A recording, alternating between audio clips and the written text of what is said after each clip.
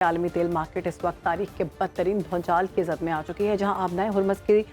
بندش نے سپلائی کا وہ سنگین بحران پیدا کیا ہے جس کی مثال 1970 کی دہائی کے بعد نہیں ملتی۔ بلومبرگ اور وال اسٹریٹ کے مطابق یہ باتیں سامنے آ رہی ہیں کہ اگر یہ تعطل برقرار رہا تو خام تیل کی قیمتیں $200 فی بیرل کی ناقابل یقین سطح تک پہنچ سکتی ہیں، جو عالمی معیشت کے لیے کسی ایٹمی دھماکے سے کم نہ ہوگا۔ اس وقت عالمی منڈی میں تیل کی یومیہ رصد میں 18 ملین بیرل سے زائد کی کمی واقع ہو چکی ہے، اور اگرچہ سعودی عرب اور متحدہ عرب امارات متبادل راستوں سے اس خلا کو پر کرنے کی کوشش کر رہے ہیں، مگر 20% عالمی رصد کو متاثر ہونا ہم دیکھتے ہیں کہ ایشیا سے یورپ تک توانائی کے سنگین بحران کا پیش خیمہ ثابت ہو رہا ہے۔ اسی پر بات کریں گے، ہمارے گیسٹ ماہر معیشت ہمیں جوائن کر چکے عابد قیوم سلیری صاحب۔ بہت شکریہ ڈاکٹر صاحب پروگرام میں وقت دینے کے لیے۔ عالمی مارکیٹ میں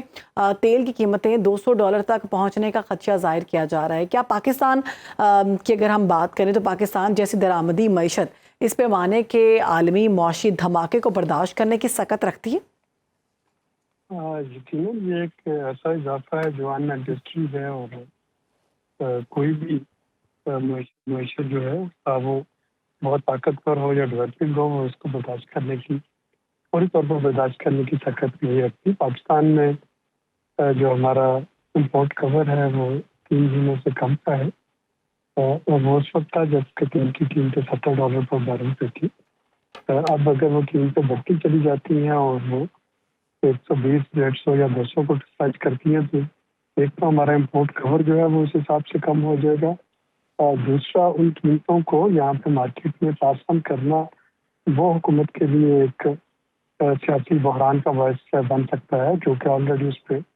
پیٹرولیم ڈیولپمنٹ لیوی بھی ہے، اور کنزیومرز کے لیے وہ پرائز پے کرنا وہ ایک مشکل صورتحال ہے۔ ٹھیک، اچھا ڈاکٹر صاحب ایک عام آدمی کے لیے سمجھائیے گا کہ جیسے کہ پاکستان کا جو تیل ہے اس کو نہیں روکا گیا، پاکستان کے ٹینکرز ویسے ہی آ رہے ہیں آبنائے ہرمز سے، تو پاکستان کس طرح سے افیکٹ ہو رہا ہے اگر ہم صرف پیٹرول کی بات کریں تو؟ دیکھیے، آبنا ہرمز سے 2 شپ اگر ڈیلی کے پاکستان کے لیے اگلے 10 دن کے لیے آتے بھی ہیں، تو اصل پرابلم یہ ہے کہ ریفائنری جو ہیں اور جو کروڈ آئل ایکسٹریکشن ہے مڈل ایسٹ کنٹریز میں، وہ اس وقت رکی ہوئی ہے۔ تو جو ایک دوسرے کی ریفائنریز پہ حملوں کے بعد اگر آپ کی پروڈکشن وہاں سے کم ہو جاتی ہے، اور تقریباً $1 روزانہ کا $1 بلین روزانہ کا جو ہے اس وقت ریونیو لاس ہے مڈل ایسٹ میں انرجی کی ایکسپورٹ پہ، تو اگر انرجی جو ہے وہ آئل جو ہے وہ نکلے گا نہیں، اس کو پروسیس نہیں کیا جا سکے گا، اس کی اسٹوریج نہیں ہو سکے گی، تو ظاہر ہے کہ اس کی سپلائی جو ہے وہ پاکستان کے لیے بھی ایک مسئلہ بنے گی۔ تو شپ تو آ جائے گا، لیکن اگر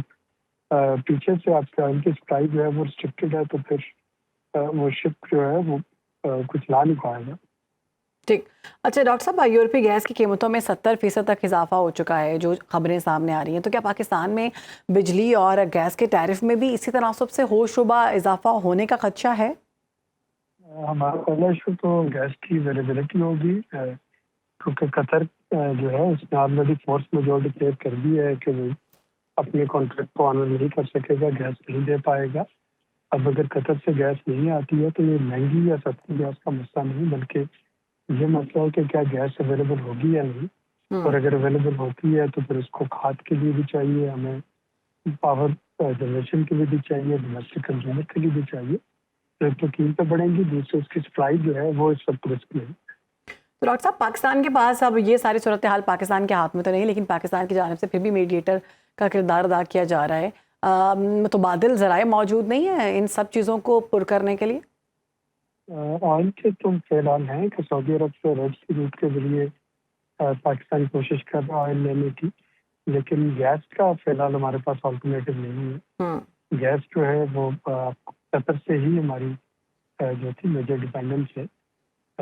باقی جو ہے امریکہ سے گیس لی جا سکتی ہے، رشیا سے لی جا سکتی ہے، لیکن اگین اب پوری دنیا ان دونوں سورسز پہ جا رہی ہے،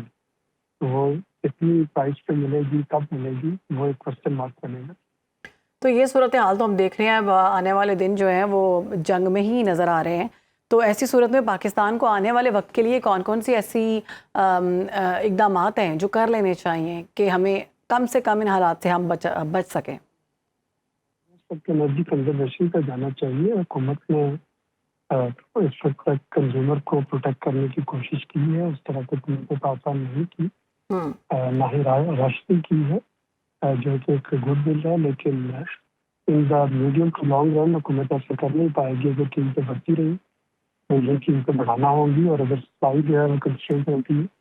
تو اس کا حل یہی ہے کہ کنزیومر جو ہے وہ اپنی سپلائی کرنے استعمال جو ہے اس کو والنٹرلی رضا کرانا پڑے, اس کو کم کرے, تاکہ یہ جو انرجی کا پہیہ ہے یہ چلتا رہے. ٹھیک ہے, بہت شکریہ. ہمارے ساتھ موجود ہے ماہر معیشت ڈاکٹر عابد قیوم سلیری صاحب. سارے معاملے کا